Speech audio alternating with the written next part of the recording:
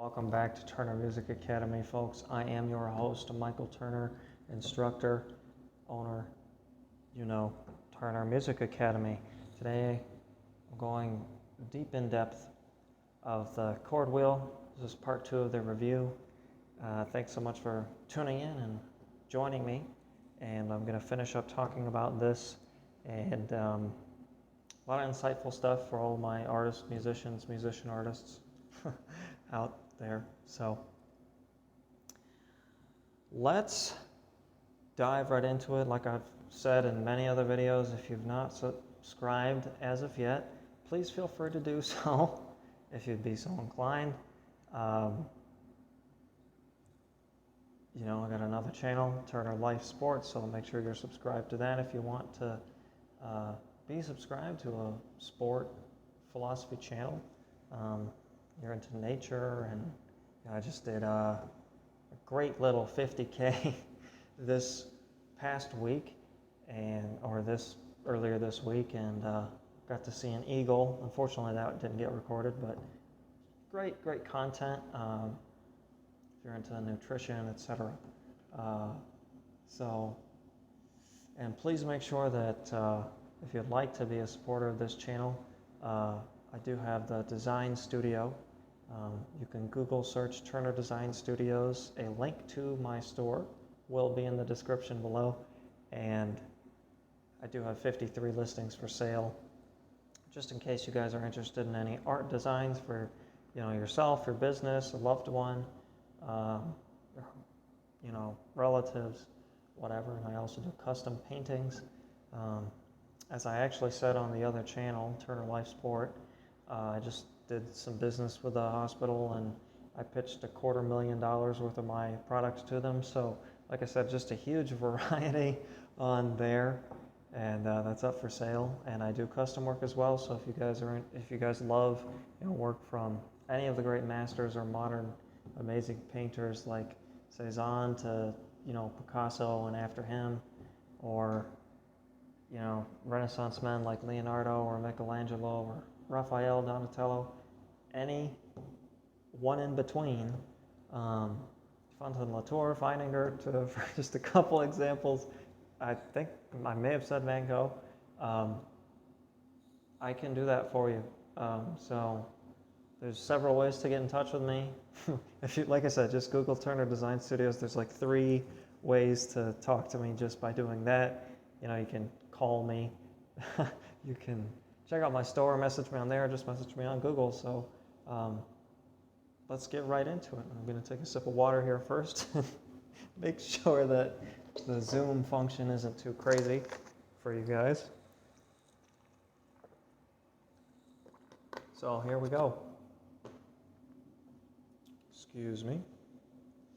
All right, so picking up, this is going to be a short video, and as the last end of the plug, make sure that you guys stay tuned for part 4 of my advanced circle of fifths lesson.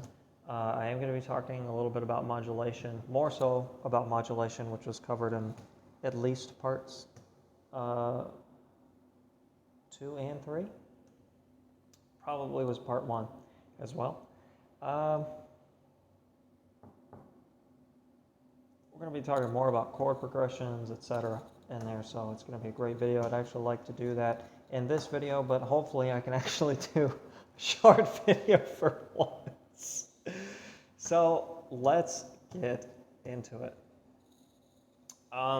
If you haven't seen part 1, go ahead and watch that first, because I'm going to talk about a very incredible theoretical concept, which y'all can, of course, add to your toolbox. And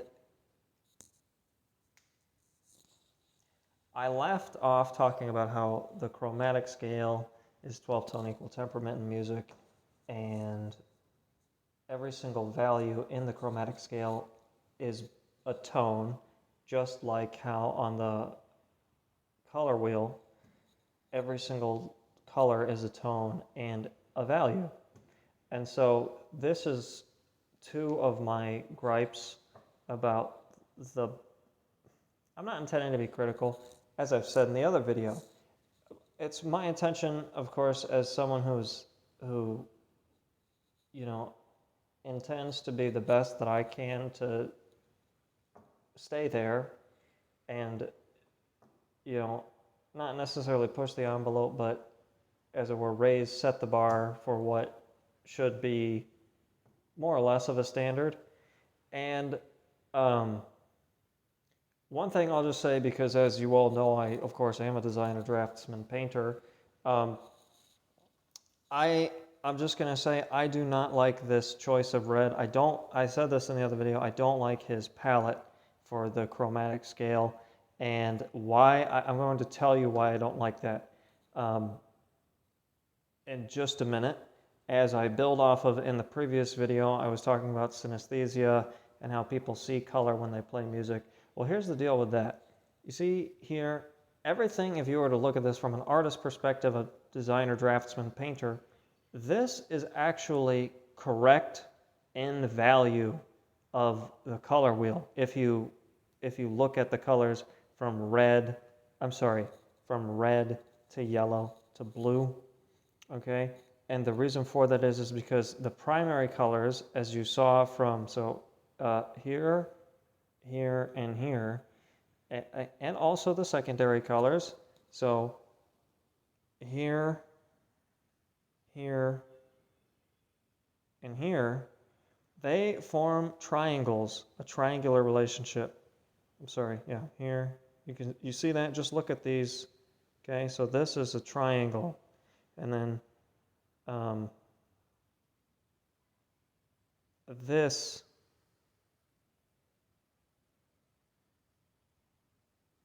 is a triangle. You see it?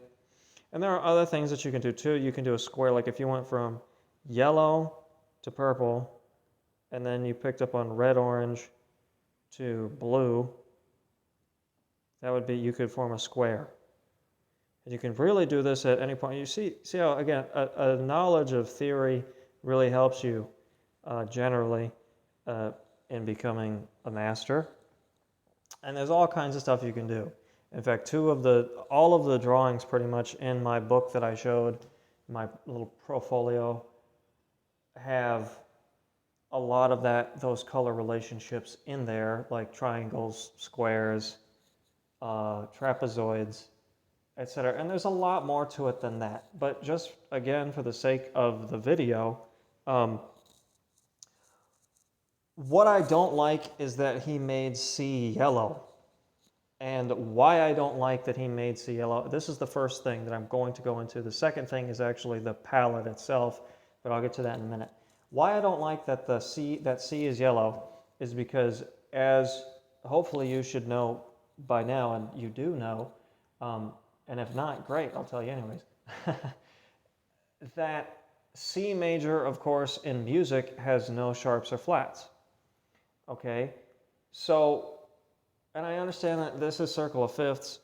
However, because he does talk about scales, even though he doesn't do the theoretical formula of scales, there's like zero formula in this book, which I don't like. That's like 95% accurate. Well, I'll say roughly 100% accurate. So the thing at the end of the day is that I have always associated, because I know that colors are frequency and tones are frequency and music is frequency, I've always thought that because C has no sharps or flats in it, that it should be considered red. The note C major has a lot of frequency with the color red. And if you take, like, and thinking in terms of Roy G. Biv, red, orange, yellow, green, blue, indigo, violet, the rainbow colors,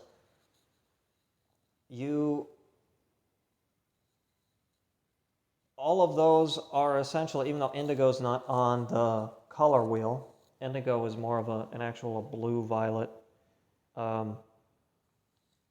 and again, just shows you, like, scientifically, again, how the average person looks at things is not actually, correct theory because, again, I just told you indigo is actually blue-violet. It could be a blue-violet or just a really dark blue, okay? But generally speaking, blue, indigo, violet, right? This is violet, okay? This is blue. This is violet. I have 3 blues here, okay? This is Prussian blue, and this is ultramarine. And indigo would probably be, by my estimation, a great example of something that's right in the middle of those two. But indigo, nonetheless, is a pretty dark color. Definitely a little bit more closer to Prussian blue. But again, this is not scientifically proven, but like I said, as a professional, by my estimation, I've always figured that the C major scale and all of its notes really would be the rainbow colors because, again, C has no sharps or flats in it. And the rainbow colors are, as I've said, Roy G. Biv, red, orange, yellow, green, blue, indigo, violet. So 7 notes across both arts, okay, both disciplines. And the thing about the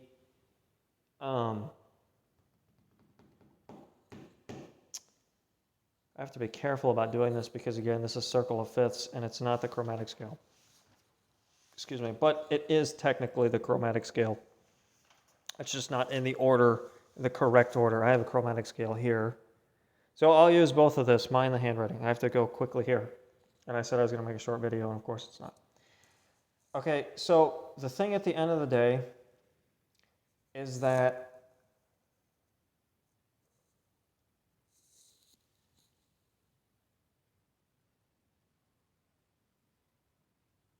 well, I've pretty much said it. I think C should be red because C major has no sharps or flats in it. And the thing about, like, let's say, okay, so let's say that we go to C sharp, right? And let's say that, we'll just stick with the example. I think this should be red, but, and this again is hoping that, presuming that you know, chromatic color theory. But again, I do. So this is yellow-green, okay? I have an example of yellow-green right here, all right? And at the end of the day, this, we could say if this was the chromatic scale looking like this, we could say, okay, so this is yellow. This note here would be yellow-green.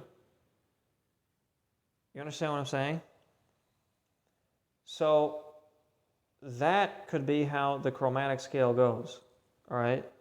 But like I said, I think it should be red. So I think this should be red. I think this should be red-orange, okay? And then I think that D should be orange, okay? Because that's what I'm talking about is that for every primary color and secondary color, there's a color in between, much like enharmonic equivalence.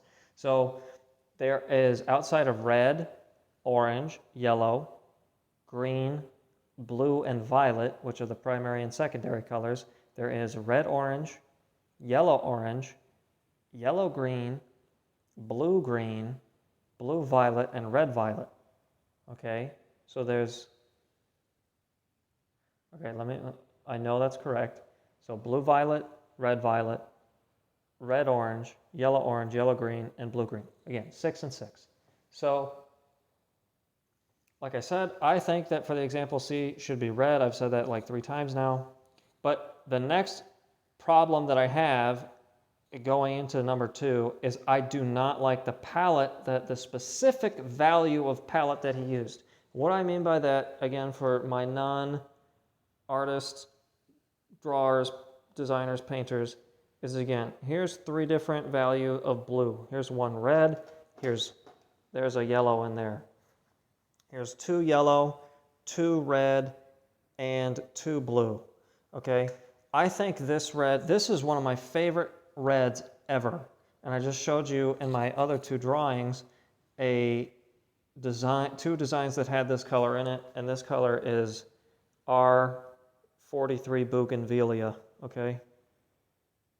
And I absolutely love that color. But I really think that red, I don't think that red, again, for someone that is not an artist is going to see that that's red. because this is red. You understand? That is red. This is like rose. This is like the color that cheeks turn in the fall and winter when it gets cold. Okay, this is a great example of red-violet. This is a pretty okay example of violet. I think it should be a little stronger.